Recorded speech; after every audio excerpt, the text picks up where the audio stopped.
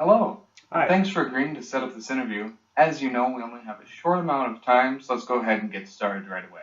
Okay. Now, I know that you've been involved in some work on community issues. Can you tell me what attracted you to the community issue that you chose at the beginning of the semester? Sure. So my community issue was the need to visit senior citizens in nursing homes and at personal residences.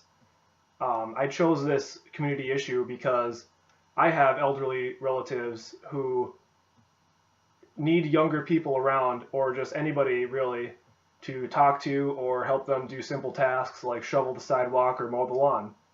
Um, a lot of times, senior citizens are thrown to the wayside in nursing homes and can be left there feeling unwanted and depressed. And this is very sad to me because these elderly citizens have so much knowledge to pass down to younger generations. And we need to keep this tradition going, passing knowledge down to the next generation. Okay, thank you. Now, your materials also said that you were involved in a community issue team project that focused on a call to action. Can you share with me what call to action your team put forward and why you chose that call to action? Okay, so my team speech was about the need for art education in the communities and schools. And our call to action really reflects that. We ask people to contact their Board of Education and contact their local officials in order to increase funding or keep a steady funding for these programs. Uh, my teammates and I had our own experiences in band and choir and other art type classes, and we learned so much from those experiences, from the teamwork to get an end goal done to camaraderie, to even something fun like band trips or performing for friends and family. And we ask people to go out there and to support others in their own ventures because it feels very good for friends and family to show up to your performance and to support you. I see.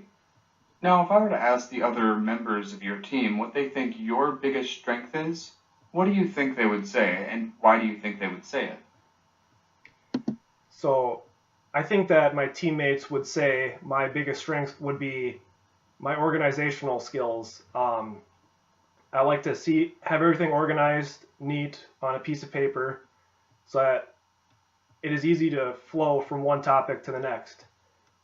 Uh, in order to get a concise message across, you need to have your argument make sense. So I tried to help this as much as I could with the outline by citing sources, picking and choosing where our, well, I guess I didn't really pick and choose, but helping the process of where arguments fit best within the speech.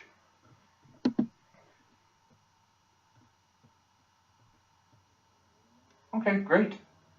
What for you was the most challenging thing about working with your team?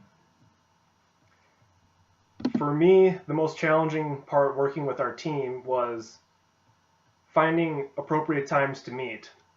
We did meet on several occasions, and when we did meet, we got a lot done. But like any other college student, we're all busy. So finding those times may have proved difficult. And sometimes I for one, had to back out of a meeting last minute because I got called up to do something else. Um, but we did stay in constant communication, which was very helpful for us to convey messages or convey res- resources back and forth. Thank you. Okay, last question. In 30 seconds or so, tell me what your biggest takeaway was from COMM 110 this semester. What will stick with you and be useful to you? So, my biggest takeaway from this class is the ability to interpret a question, come up with some kind of answer, and to convey that answer in a meaningful way. Critical thinking is very important in the workplace. Um, and it is a skill that needs to be constantly practiced, otherwise you can lose it. I will take this with me after this public speaking course is over. All right.